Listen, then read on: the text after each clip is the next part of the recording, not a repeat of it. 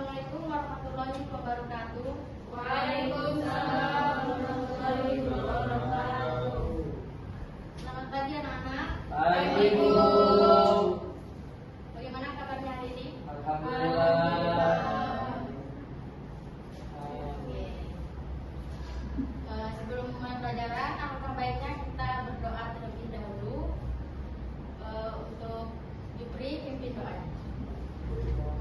Sebelum kita mulai belajar hari ini, marilah kita berdoa. Doa mulai. Doa selesai. Baik, Ibu absen dulu ya. Ade, Hadirah. Miranda, Hadirah. Elvina, Hadirah. Nisa, Hadirah. Elviana, Hadirah. Ahmad Syahid, Hadir Bu. Manzir. Tidak hadir. Kemana Manzir? Nampak keterangan. Tepuk tangan di kolpa ya. Ibu. Deren, WC Bu. Boni, WC juga. Stella, Tidak hadir.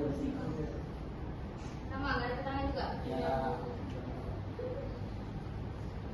Agung, Jupri, Tina, Hadir. Bulinda, Hadir. Holik, Hadir Bu.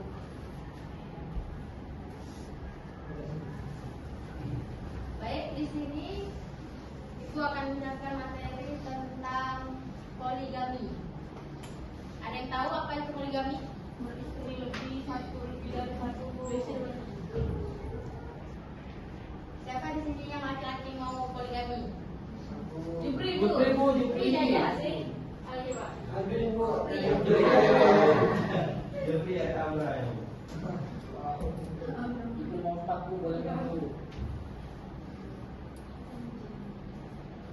Poligami. Poligami atau poligami adalah sistem pernikahan di mana seseorang memiliki lebih dari satu pasangan dalam waktu yang sama. Dalam pembahasan kita, yang dimaksud adalah poligami, yaitu seseorang laki-laki menikahi lebih dari satu perempuan. Dalam Islam, jumlahnya dibatasi maksimal 4 istri, tidak boleh lebih dari itu. Pembatasan ini menunjukkan bahwa Islam tidak membebaskan tanpa aturan, tapi justru mengatur dengan ketat. Ketentuan ini terdapat dalam Al-Quran surah An-Nisa ayat 3. Jadi tidak boleh lebih dari 4, dan ini menunjukkan bahwa Islam membatasi praktik yang sebelumnya tidak terbatas pada masa jahiliyah. Jadi boleh beristri lebih dari 1, tapi tidak boleh lebih dari 4. Kemudian hukum poligami. Hukum poligami adalah mubah atau boleh, bukan wajib dan bukan pula sunnah, yang dianjurkan untuk semua orang. Artinya boleh dilakukan jika memenuhi syarat. Artinya seseorang boleh berpoligami dan boleh juga tidak ada kewajiban untuk mempunyai lebih dari satu istri. Contohnya misalnya seorang laki-laki menikah dengan satu istri saja sampai tua karena merasa cukup dan ingin fokus membina keluarganya.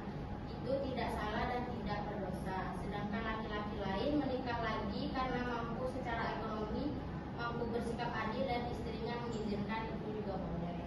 Kemudian tidak berdosa jika tidak dilakukan. Kemudian tidak semua orang cocok atau mampu melakukannya. Kemudian bahkan dalam kondisi tertentu poligami bisa makruh atau tidak dianjurkan jika dikhawatirkan tidak adil. Artinya makruh artinya tidak, sebaiknya dihindari karena dikhawatirkan membawa dampak buruk.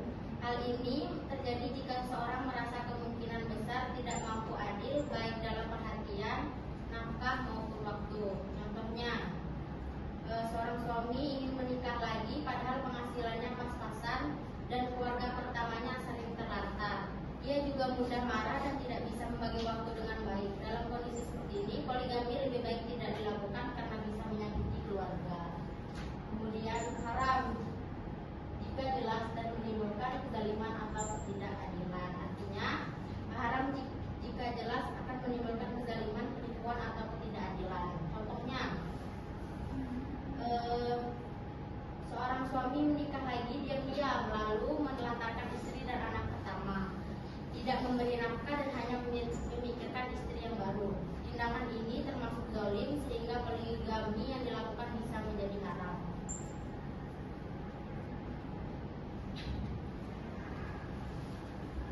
Jadi poligami itu fleksibel tergantung pada kondisi orang yang menjalaninya. Kemudian syarat utama poligami.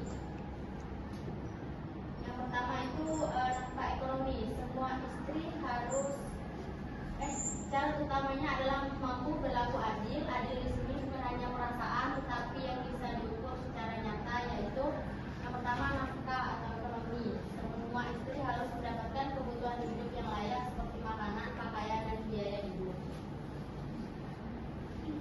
Contohnya misal seorang suami memiliki 2 istri, dia memberikan uang belanja, dia sekolah anak dan kebutuhan rumah tangga kepada keduanya sesuai kebutuhan masing-masing. Dia tidak boleh hanya memenuhi kebutuhan istri kedua, sementara istri pertama kekurangan makan atau kesulitan membayar kebutuhan rumah. Kemudian tempat tinggal. Setiap istri berhak mendapatkan tempat tinggal yang layak. Contohnya misal suami menyediakan rumah atau tempat tinggal yang pantas untuk masing-masing istri, ia tidak boleh memberikan rumah bagus kepada satu istri sementara istri lainnya tinggal di tempat yang sangat tidak layak tanpa alasan yang benar. Kemudian adil dalam pembagian waktu.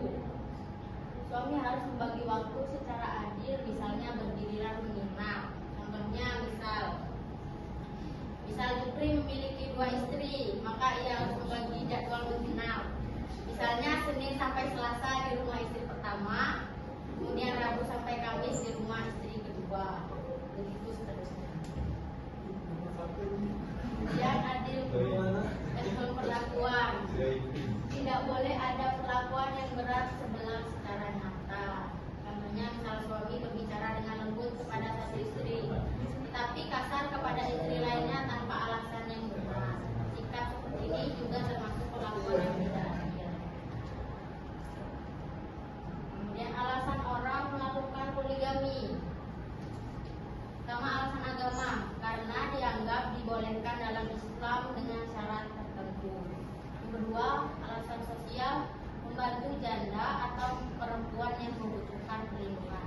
Yang ketiga, kondisi istri, misalnya sakit, tidak bisa punya anak atau tidak dapat menjalankan kewajiban tertentu. Yang keempat, alasan pribadi, keinginan sendiri atau merasa mampu. Kemudian yang terakhir, alasan ekonomi, merasa sanggup menafkahi lebih dari satu orang. Kemudian hukum poligami di Indonesia atau hukum positifnya. Di Indonesia, poligami diatur dalam undang-undang perkawinan atau kompilasi hukum Islam. Aturannya cukup ketat, yaitu yang pertama harus ada izin dari pengadilan agama, tidak bisa langsung menikah lagi tanpa proses hukum. Yang kedua, harus ada alasan yang jelas, misalnya istri tidak dapat menjalankan kewajiban, kemudian istri sakit atau tidak dapat melahirkan keturunan. Yang ketiga, harus ada persetujuan dari istri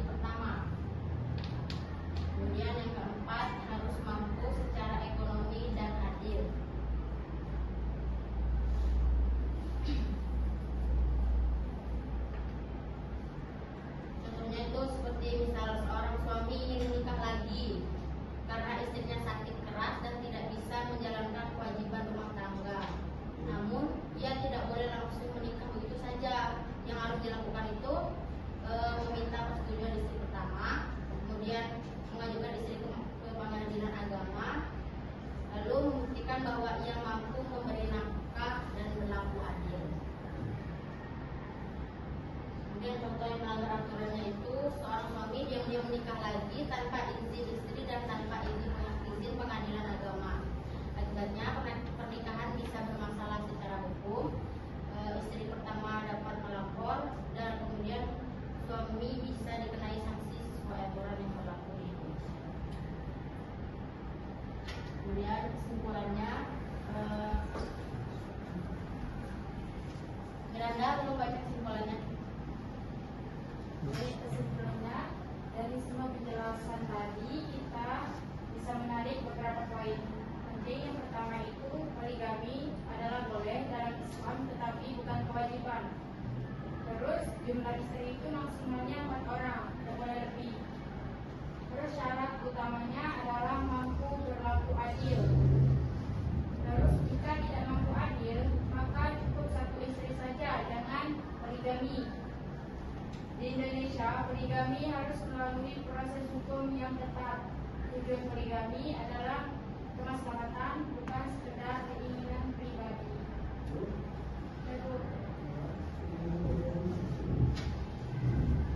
Baik, itu saja ulasan poligami. Anak-anak sudah paham?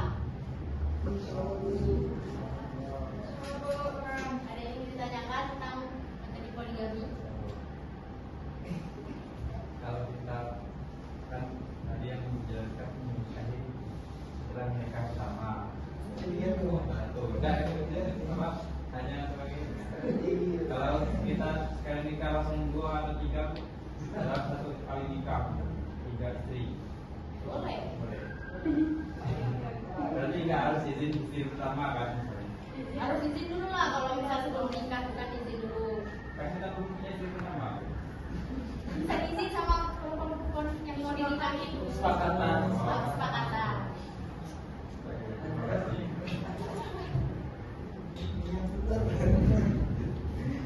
Formalitas.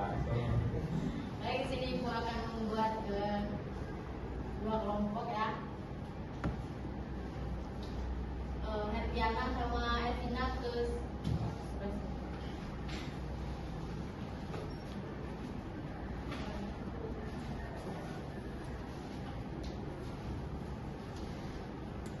baik, untuk di sini kelompok A dan di sini kelompok B.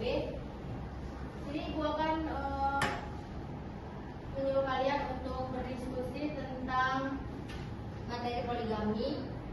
Kemudian Ibu akan menunjuk 1 dari kelompok untuk menjelaskan menyimpulkan dari materi poligami.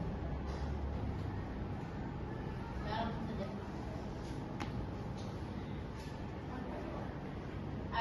Apa? Bacakan di bawah tabel. Menyimpulkan dari ini materi poligami.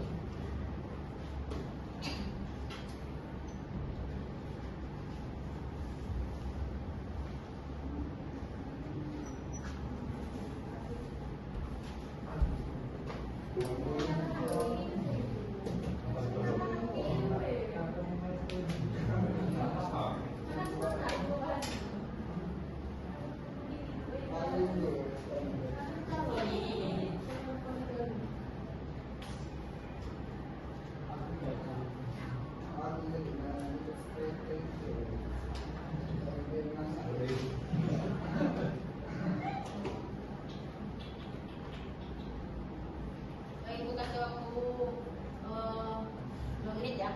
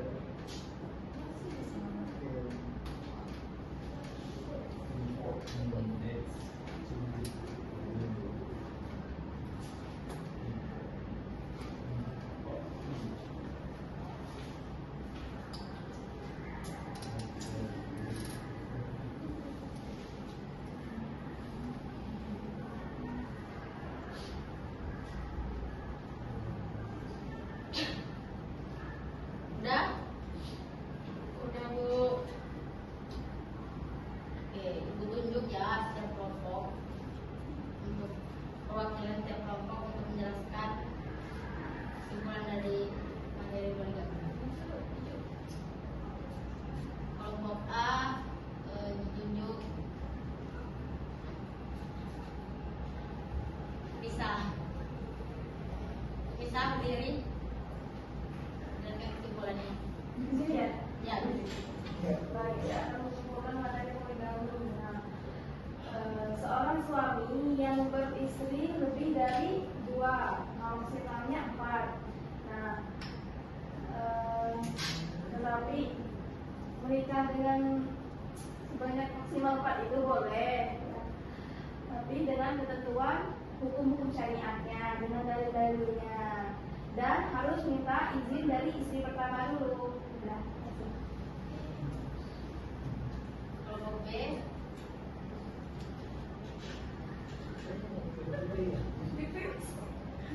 Belum ditunjuk loh. Tapi berdiri loh. Oke. Bahwa dari poligami itu sebenarnya dari kelompok kami, poligami itu boleh dilakukan, tapi asalkan selagi kita mampu menafkahi anak-anak istri-istrinya maupun anak-anaknya, itu saja.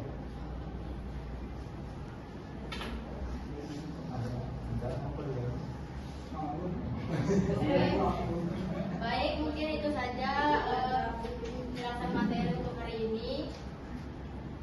Ibu tutup ya. Terima kasih. Wassalamualaikum.